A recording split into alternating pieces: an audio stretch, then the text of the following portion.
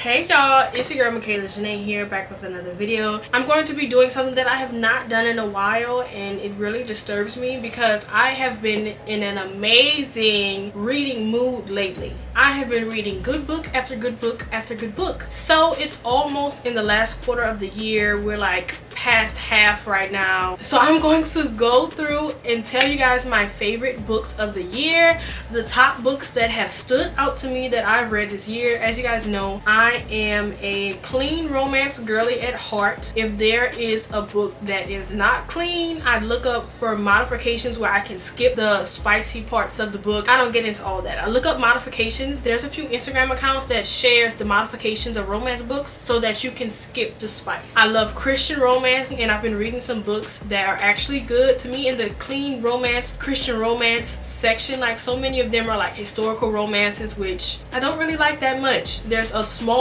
portion of historical romances I like, and it has to be very particular. I found a couple authors that just does Christian romance so well. So I'm going to be going over my favorite books that I've read so far this year. So I did read a couple books that I did not like. There was a lot of books that I DNF'd, but I'm going to go through and tell you about the books, just listing them off. I'm not going to get too deep into detail because after I read a book, I kind of forget what it's about. But I have the descriptions right here also. But you can also follow me on Instagram. Make sure you subscribe to this channel, all of that. My Instagram is at everythingbymaja. I'm going to start with the first book that really stood out to me this year, and it was All That Really Matters by Nicole Deese. Okay, Nicole Deese is that Christian girl. I love her. So she was the first Christian romance author that I found, and this was the first book that I read by her. And this book was about a influencer, which I really loved. It was very up to date. She was a fashion influencer, and she had a best friend who lived in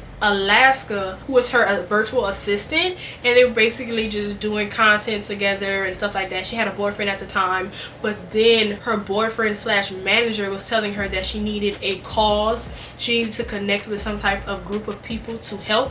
So then she decided to enlist her brother, her twin brother I believe, who's a pastor, and ask him to help her find a cause. Of course she didn't tell him that she needed a cause for her brand. She was just like, I feel like giving back right now, so I need a cause. And of course he's like, that's really weird, but here's this like home for like children that like were about to age out of foster care. There was this man running that, and she went over there to help him. And of course there is budding romance there, but there's also turning back to God. She does it so well. Her writing is so interesting. She doesn't focus on too much of either points. Like, the romance is not overwhelming, and of course it is a clean romance. It just focuses on God. It's kind of almost like a women's fiction too, but the romance is definitely there. The tension is there, which I love, and it's a great story. So this book was phenomenal. The next book that I read that I really enjoyed was Better Than Fiction by Alexa Martin. It's about a book hater who inherits her grandmother's bookstore in a small town in Denver. She inherits it against her will. She doesn't really want it, but she also doesn't want her father to have it because he wants to sell it. Her and her father have an estranged relationship, and I think in this book she is biracial, which once again, representation. Love that. I love Alexa Martin also. She's another one who does biracial really well. She does women of color really well, and she has like some sports romance books that I really like. But I don't remember if it's clean or not. I really don't remember. But of course, like I said, you can probably just skip over it because I'm pretty sure I skipped over anything. Like, whenever they start to say something that's just not in my wheelhouse, I skip a couple pages and we go back to the story. This book has a really good story. You want to know why her dad wants to sell the place so bad. So she has a sister that she's dealing with. She doesn't like books, but then she runs into this author of a really popular book. He comes into the bookstore to do a book signing. He asked her to show him around Denver and, you know, let him get a good sense of Denver or whatever, or wherever it is in Colorado, so he can write a book about it. I don't think it took me that long to read either. I really like Alexa Martin as an author. The Davenports is the next book that I read. Once again, this was a no spice, basically a clean romance because it is YA, but this is an historical romance book, and this is one of the exceptions. Okay, The Davenports is by Crystal Marquise. It came out this year. I think this is her debut novel, and this is about an affluent black family from like the 1920s, I'm guessing 1930s, one of those. It is fiction. I don't think this is based off of a true family, and they're rich, and then they have like a rich friend, and they have some romance going on, but they also have civil rights things going on and the history of it. And I love learning about the past, but in like a fun, romancy, and especially black type of way. This book was really good. It was a fast read for me, and she did what she needed to do, saying that this was her debut novel. It was really good. Must Love Books by Shauna Robinson is another woman of color romance, but this one is also bookish. So she works in publishing, but her publishing house is kind of going down. I think she's like a publishing assistant, and she's overworked, underpaid, but there's this author that nobody can get a hold of. He's not writing his books, he's not turning in his books. So she volunteers to go to California and get him. She was like, I'm gonna go do it, I'm gonna go talk to him, I'm gonna get him to turn his book in. Kind of like Beauty and the Beast-esque, I think somebody was describing it. She goes to California, she goes to visit him, and he is basically a recluse. He stays in his house, he doesn't really go anywhere because he has some type of like trauma. I forgot what happened to him, but the only person that had a lot of access to him was like his assistant. She liked Nora, so she allowed her into the house, and she was basically giving her access to the author, and eventually there was some romance that formed there. I really did like this one. Once again, like I said, African-American fiction, a really good romance, and if there was spice, it was easy to skip over because for a long time this is definitely an enemies to lovers. Like, they were enemies for a very long time, for majority of the book. Okay, so now we're going to get into more clean romances. Okay, so the next book that stood out to me was the African-American fiction book. It was a romance, but it was also Christian fiction. Like I said, I started to get into that more, and it is His Perfect Match by Amanita Kuti. I don't know how to pronounce it, but this was, I think this was even African fiction if I'm not mistaken, which sometimes I don't like. But this was done really well. So it was about a black woman. She exiled herself from the church. She wasn't really messing with it. She dyed her hair blue, and she has like a marketing firm, and she has like a lot of siblings, and they would always like be sending people to her expecting her to do free work, thinking that it was like good for her business, but the people never wanted to pay. So basically she was losing money, and it wasn't really helpful, and she wasn't getting enough business to survive, but she didn't want to like ask anyone for help. And then one day this preacher came, and he needed marketing for the church. His father had just died, and he took over the family church, but he wanted to like make it younger, get a new crowd in. So she helps him for free, but of course he wanted to pay a little bit of something, and eventually there was a romance there. But like I said, the main forefront of this book was her coming back to God, her understanding that Jesus wasn't judging her. Even if people in the church were judging her, Jesus was not judging her actions, weren't judging the colored hair, and that was a really good story. I really do like it, and that was His Perfect Match. Okay, so the next Christian fiction book that I read that really stuck out to me was Painting Kisses by Melanie Jacobson. This one definitely surprised me. This one was really good. So this one is about a woman named Leah who leaves her artist job and leaves her, I believe it was her boyfriend or her ex-husband in New York, to go down to like Salt Lake City, Utah, work at a diner and help her sister who has a son financially. I don't think he was cheating, but I think he had lost his job and he was like using up a lot of her money, and she doesn't really she doesn't do art anymore until one day she starts receiving anonymous gifts, and it's art supplies. So she thinks that the art gifts are from her neighbor, but it's actually not. It's from this secret admirer. It's a really sweet romance, and of course there's no spice in this. It was marketed as Christian fiction. Her religion was like LDS, which that's very different than just regular Christianity. So I didn't really get too much deep into her, but this book didn't go that much into LDS or that type of church. It was basically just a clean romance. Okay, so the next book that really stood out to me that was Christian romance was All That It Takes, and this one is a continuation, like a book 2 to All That Matters by Nicole Deese. And this one is actually about her best friend slash virtual assistant ends up moving in her best friend's brother, the pastor. He has like an apartment apartment above his house, and she moves into that, and then they fall in love. She also does like this movie making competition, so it was a really good book. I really did like that one. Okay, so the next book that really stood out to me was The Neighbor Favor by Christina Forrest. Amazing. Amazing. It was a really good story. It kind of kept you on the edge of your seat. The story went in a lot of directions. So it was about this black girl who worked in publishing. She was doing a job that she didn't really want to do. She wanted to work in children's publishing, but all she did was like not historical, she did like nonfiction.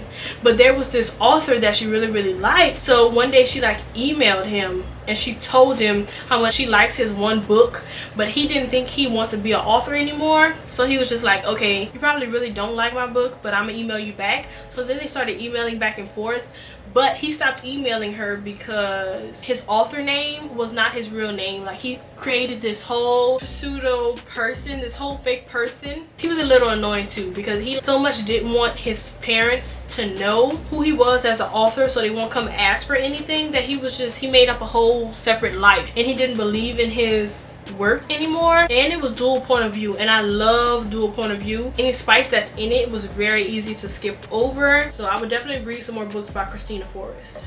Okay, so my next book, and this is another author that I began to love. She does Christian romance. It's Cherished by Kim Cash Tate. She authors a lot of books. I think she was like the chapel of the LSU women's basketball team. Like, she does a lot of stuff. So one thing I appreciate about her books is that it includes some really real topics, and it's like all interconnected. She talks about like a lot of people in the same story. So the main two people about in this book were Kelly, and she got an abortion at a really young age, and she was still dealing with the guilt of that. She was a songwriter. She felt like God wasn't going to give her any more songs.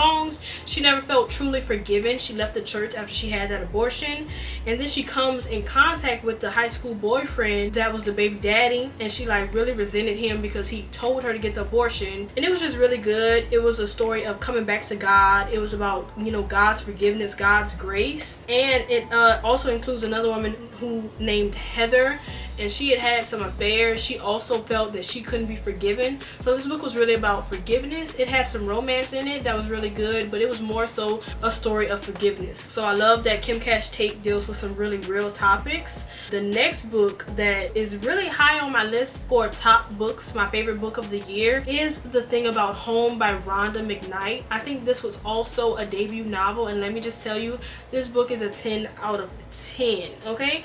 This is an African-American fiction, literature, romance book. This book is about Casey Black, who is an influencer. She gets stood up at the altar by her fiance. He's like, I'm done. I'm tired of doing this social media thing. And he waits to tell her until the day of the wedding, and then he just leaves. He's just out. And she's like, okay, well, I am looking for some type of grounding. She needs to escape. Her mom is a single mom. She was married to Casey's dad, but her dad died like before she was even born, I believe. So she never got to know him. She never got to know his side of the family. Her mom was basically all she had because she wasn't even in touch with her mom's side of the family either. So she basically goes to North or South Carolina, one of the Carolinas, to reconnect with her roots. When she goes to one of the Carolinas, she finds a whole family, and their last name is Blacks, and the matriarch of the Black family is her grandmother, and her grandmother's like 100 years old. So first of all, if you guys did not know, I'm currently in my gardening era. If you knew that, then you must follow me on Instagram, because that's where I post my gardening content and stuff like that. But this book had such deep information about gardening, you know, about farming, such historic Gullah culture, Gullah and Geechee culture, and it was just amazing to read. When I tell you this book was so good, it literally had a little romance sprinkled in. It was mainly a woman's fiction, African-American fiction book. Like, I loved this book. Literally, it would be in my top 5 of the year. I can't recommend it enough. Especially, I feel like every black woman should read this book. It's just so good, especially if you're from the South. Okay, so the next Christian fiction book that I read was Hidden Blessings by Kim Cash Tate. When I tell you I love this author, I love this author. Also, this book made me cry. So this one is about a woman named Kendra who is diagnosed with terminal breast cancer, and like it's just her journey. She was a real perfect woman.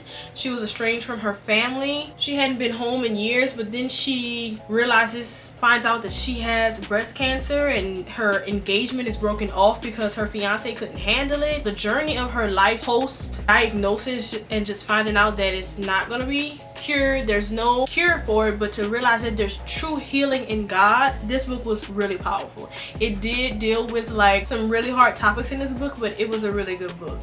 It definitely was a tearjerker. I cried for her because you just knew that she wasn't going to make it, but her finding God in the midst of it was just so powerful. I really did enjoy that book. Okay, so the next book that I read was Hope Springs by Kim Cash Tate. Once again, a romance, Christian fiction, and African American fiction.